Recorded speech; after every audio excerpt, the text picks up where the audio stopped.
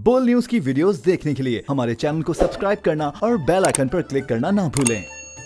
मामलात है उसमें ultimate responsibility chief executive of the province यानी चीफ मिनिस्टर पे आती है, और जो मरकजी सतह पर मामलात है उसमें अल्टीमेट रिस्पॉन्सिबिलिटी मुल्क के प्राइम मिनिस्टर पे। ये डेमोक्रेसी का बुनियादी उसूल है, यानी कुछ भी गलत अगर हो रहा है पंजाब के अंदर तो उस्मान बुज़दार उसके जिम्मेदार हैं, चाहे वो बिलवास्ता या बिलावास्ता तौर पर। इमरान खान साहब जरा सुनवा दें उस्मान बुज़दार साहब के जो कसीदे पढ़ा करते हैं।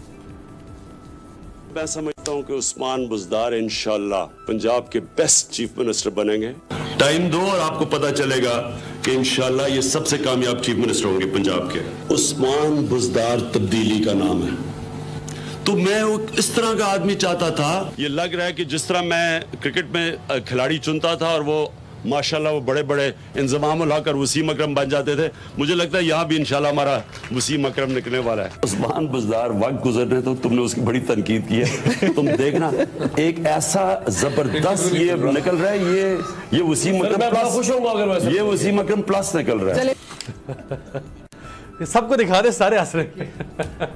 देखिए वज़ीर-ए-आज़म प्राइम मिनिस्टर साहब की, इमरान खान साहब की एक अच्छी क्वालिटी ये कि वो अपने डिसीजन को रिविजिट करते हैं। अगर उन्हें लगे कि उनका फैसला अच्छा नहीं है या गलत हुआ, वो रिविजिट करते हैं। और मैं आपको इस शो में ब्रेकिंग दे रहा हूं कि वो बुज़दार साहब के फैसले को रिविजिट करने जा रहे हैं। अच्छा, चीफ मिनिस्टर चेंज होने जा रहा है, चीफ मिनिस्टर को चेंज करेंगे और दो नाम पे सीरियसली कंसिडरेशन जारी है। शफकत महमूद साहब और मियां असलम साहब, जो इस वक्त वज़ीर इत्तलात पंजाब हैं, कि इन दोनों को मौका में से एक को मौका दिया जाए और चीफ एग्जीक्यूटिव बनाया जाए। तो अभी तक यह अंडर कंसिडरेशन है, लेकिन उसूलन ये तय है कि बुज़दार साहब मस्ट गो होम। इसमें से जो भी बनेगा चीफ मिनिस्टर, उसको शहबाज शरीफ की गवर्नेंस का मुकाबला करना होगा और उस्मान बुज़दार के बैगेज का मुकाबला करना होगा, तो बहुत फंसेगा बेचारा। देखिए ये चैलेंज अल्टीमेटली पीटीआई की गवर्नमेंट को है, पीटीआई की गवर्नेंस स्टाइल को, इमरान खान साहब की शोहरत और रेपुटेशन को है। अगर पंजाब बहुत बड़ा सूबा है, वहाँ पे परफॉर्म नहीं करेंगी पीटीआई की गवर्नमेंट, तो ये उनके लिए जो मुखालिफिन है उनके लिए विक्ट्री है, कू है। नवाज शरीफ और PMLN की इंश्योरेंस पॉलिसी की रिवाइवल है और आइंदा इलेक्शन में पीटीआई के प्रोस्पेक्ट बुरी तरह मुतासिर होने जा रही है। इसलिए पंजाब को इग्नोर करने का मतलब पीटीआई की मुस्तकबिल को दाव पे लगाना है। राइट। हसन, जब जिस दिन ये वाकया हुआ उससे अगले दिन हमने एक तवील फहरिस्त बताई कि इस एक साल के अंदर कितने इस किस्म के वाकयात हो चुके हैं, एक्स्ट्रा जुडिशियल किलिंग के, पुलिस टॉर्चर के, ये ब्रुटैलिटी है इसके। मैं वो लिस्ट आपके सामने नहीं रखता, लेकिन चीदा वाकयात जैसे साहिवाल का सान्या है, अभी तक इंसाफ नहीं मिला, ये वाकया हो गया। इस वाकये में नजर आ रहा है, वीडियो एविडेंस मौजूद है, पुलिस को टॉर्चर उस वक्त करना पड़ता है जब उसके पास एविडेंस या विटनेस ना हो, ताकि वो कन्फेशन करवा सके, या कन्फेशन की जरूरत ही नहीं है। इतनी बिगड़ चुकी है पुलिस के एविडेंस के बावजूद टॉर्चर कर रही है।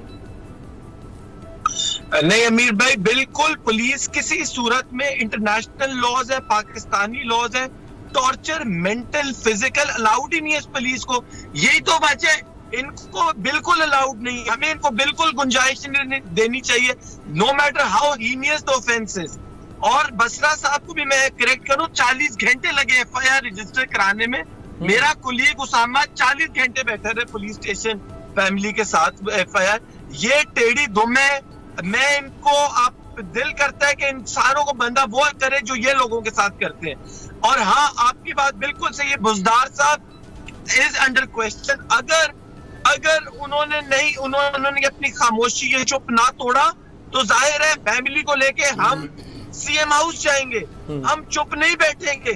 नहीं है, ये बड़ा गलत है कि एक बंदा मेंटली चैलेंज, आप कैसे मार सकते हो कस्टडी में? वीडियोस मौजूद हैं, खुद मान रहे हैं, RPO, SP, DSP सब मान रहे हैं।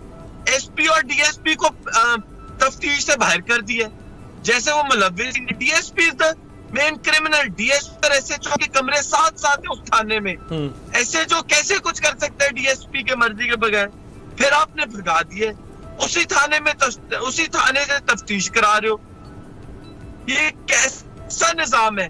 उसी तरह जिस तरह PTI ने डिमांड किया था जुडिशियल इंक्वायरी ऑफ जस्टिस बाकिर नजफी साहब ने की थी, उसी तरह हाई कोर्ट का जज करे इसकी इंक्वायरी, ताकि दूध का दूध पानी का पानी। और ये IG आरिफ साहब एक्सपोज हो गई 22वें। अच्छा, ये जो आपने बात की, आसान साहब, ये जो आपने बात की बड़ी इंपॉर्टेंट, आपने आजी साहब की बात की। देखें, ये जो एक बहुत बुरा कल्चर है जो शहबाज शरीफ साहब ने बहुत रीइंफोर्स कर दिया, उसके फुटप्रिंट्स इतने सख्त हो चुके हैं कि उनको हटाना बड़ा मुश्किल है। यानी जब भी कोई गलती हो पुलिस की तरफ से तो उस एहलकार को, सब इंस्पेक्टर को, ASI को या मैक्सिमम सब जो SHO है, इंस्पेक्टर है, उसको मारो, उसको गालियां दो, उसको पकड़ लो, हथकड़ी लगा दो। लेकिन जो PSP हैं, जो SP ऑनवर्ड हैं, जो लाइन मैनेजमेंट है, उनमें से किसी को भी आज तक ना डिसमिस किया जाता है, ना सस्पेंड किया जाता है। मैक्सिमम क्या है, जैसे हमने साहिवाल के साने में देखा कि आपने OSD कर दिया, कुछ अरसे के बाद लोगों की आंखों में धूल झोंकी, बाद में दोबारा लाके उनको किसी ल्यूक्रेटिव पोस्टिंग पे लाके पोस्ट कर दिया और GOR में उनको घर दे दिया। अब वक्त नहीं आ गया कि पुलिस के अंदर जब तक आप टॉप मैनेजमेंट को आंसरेबल नहीं करेंगे, आप IG से क्यों नहीं पूछते कि अगर तुम्हारे SHO ने या DSP ने टॉर्चर किया है तो तुम्हें उसका जवाब देना चाहिए? इस अगर कोई इस्तीफा बनता है वो IG का ही बनता है, क्योंकि IG ने एक वीडियो रिलीज की है और कह रहे हैं कि कुछ नहीं हुआ और जो मुलविस हुआ मैं उसके खिलाफ एक्शन लूंगा। और भाई FIR कट जाए 302 की, आप कैसे अरेस्ट भी कर सकते? आप कैसे IGO के अपने SHO और IO को नहीं पकड़ सकते? आपका तो कोई कमांड ही नहीं है। आप अमीर भाई, मैं आपको अपने जानने वाले ASP और SP ऑफिसर्स की आज की बता रहा हूँ, वो कहते हैं यार पूरी पुलिस बदनाम कर दी इस IG ने। और हकीकत है इतनी बदनाम शायद मॉडल टाउन में भी पुलिस नहीं हो रही जितनी इसके हाथों हो रही है, ये जो करंट IG है। और शहबाज गिल साहब भी खामोश है जो हर वक्त ट्वीट करते हैं, और CM साहब की तो खामोशी अनप्रेसिडेंटेड है। और यार घर माइकीन से ताज़ियत ही कर लो यार, अगर इंसाफ नहीं देना। अगर वो गरीब है, उनका क्या कसूर है कि वो गरीब है? आप भी पसमानदा इलाके से थे, वो भी पसमानदा इलाके से, उनके घर पे टूटी हुई सड़कें जा रही, उनका भी हाल पूछ लो। आपने अपने DJ खान का भी पूछना छोड़ दिया, और यहाँ पंजाब आए हो तो, यहाँ नॉर्थ में आए तो इधर भी सबका छोड़ दिया। Very true. एक फुटेज में आपको दिखा, आपने धज्जी उड़ा दी। मैं कुछ और भी प्रमोट कर रहे हो, कुछ और आते हैं। शौकत बसरा साहब हमारे साथ मौजूद हैं। ये जरा वफाकी वजीर दाखिला ब्रिगेडियर रिटायर्ड एजाज शाह साहब, बड़े बड़े ओहदों पर ये रहे, परवेज मुशर्रफ साहब के दौर में बहुत ताकतवर समझे जाते थे। अभी इमरान खान साहब ने इनको अपना होम मिनिस्टर बनाया है, यानी प्राइम मिनिस्टर के बाद आप समझ लें कि ये दूसरी बड़ी पोजीशन है कैबिनेट के अंदर। और गुज़श्ता हफ्ते ये अपने इलाके में ननकाना साहब पहुँचे और वहाँ पे जो इनको ट्रैफिक रूट से लेकर चला गया, और जब ये वहाँ पहुँचे तो वहाँ पर जो ननकाना साहब के DPO वहाँ पर मौजूद थे, DCO वहाँ पर मौजूद थे। जब ये गाड़ी से उतरे ब्रिगेडियर रिटायर्ड एजाज शाह साहब, तो इन्होंने गाली दी। इनका एटीट्यूड आप अब ज़रा देखिएगा, और इनकी र्यूडनेस आप ज़रा देखें, इनके अंदर जो सुपीरियरिटी कॉम्प्लेक्स है, जो तकब्बुर है, वो ज़रा देखें। ये वफाकी वज़ीर दाखिला हैं और ब्रिगेडियर रिटायर्ड है। दिखाएं ज़रा।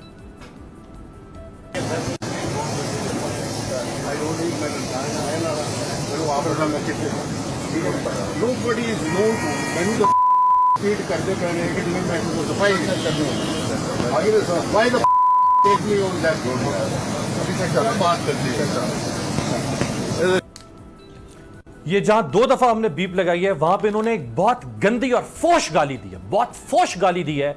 ये वफाकी वज़ीर, ये कैबिनेट का हिस्सा है, रियासत मदीना के हुक्मरान इमरान खान साहब की कैबिनेट का हिस्सा है। और जिस DPO को ये लोगों के दरमियान खड़े होकर और अब्यूज कर रहे थे, गाली दे रहे थे, उस DPO को मैंने खुद अपनी आंखों से देखा है जब वो खैबर पख्तूनख्वा में पोस्टेड थे, और जब बाचा खान यूनिवर्सिटी के ऊपर दहशतगर्दों ने हमला किया वहाँ के हॉस्टल पे, और वहाँ पे हॉस्टल में जाके उन्होंने फायरिंग की और स्टूडेंट्स को जो अपने कमरों में सो रहे थे, नमाज पढ़ रहे थे, वहाँ उन्हें गोलियों से भून दिया।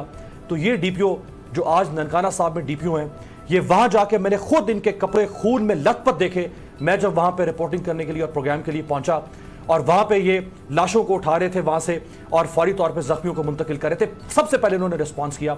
अगर आप एक ऐसे पुलिस ऑफिसर को सड़क पे खड़े होकर और लोगों के अंदर आप गाली देंगे वफाकी वज़ीर दाखिला साहब, तो आप पुलिस को डीपोलिटिसाइज कर रहे हैं या आप पोलिटिसाइज कर रहे हैं। और ये भी इतलात हैं कि इनके भाई एजाज शाह साहब के, जिनको पप्पू शाह कहते हैं, शायद इनके छोटे भाई हैं, पप्पू शाह साहब बहुत ज्यादा मदाखलत कर रहे हैं पुलिस के मामलात में, ननकाना साहब में ट्रांसफर पोस्टिंग कर रहे हैं।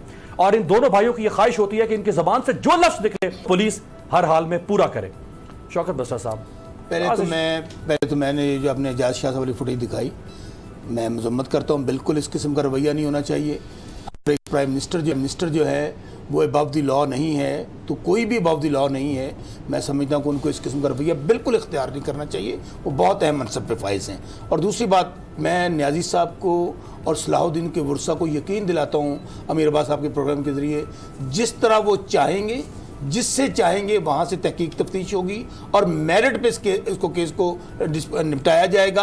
और हस्बे मंशा मैं बार बार लफ्ज़ बोल रहा हूँ, बिल्कुल ये नहीं होगा कि पुलिस की हदायत पे या पुलिस की ख्वाहिश पे तफ्तीश होगी, जो वर्सा चाहेंगे वो होगा। एक बात मैं अभी अचकज़ई साहब ने कही, मैं उसका जवाब देना ज़रूरी समझता हूँ। देखें, जो टीम का कैप्टन होता है ना, उसका प्रेरोगेटिव होता है कि वो कौन सी टीम सेलेक्ट करता है। और जब तक बुज़दार, अगर आप एमपी के इलेक्शन जीत गए होते तो आप बुज़दार साहब से बहुत बेहतर चीफ। अच्छा, आपकी ये मेहरबानी है कि आप मेरे लिए अच्छे जज्बात रखते हैं। बुज़दार साहब भी बहुत, उनको इत्मीनान हासिल है अपने प्राइम मिनिस्टर का, और जब तक प्राइम मिनिस्टर का इत्मीनान हासिल है उस वक्त तक वो चीफ मिनिस्टर रहेंगे। आप देख लीजिए, उन्होंने बहुत सारे अभी एक साल के अंदर कुछ वज़रा को चेंज किया, किसी का पोर्टफोलियो चेंज किया, कहीं को वैसे भी वजारत से अलग किया।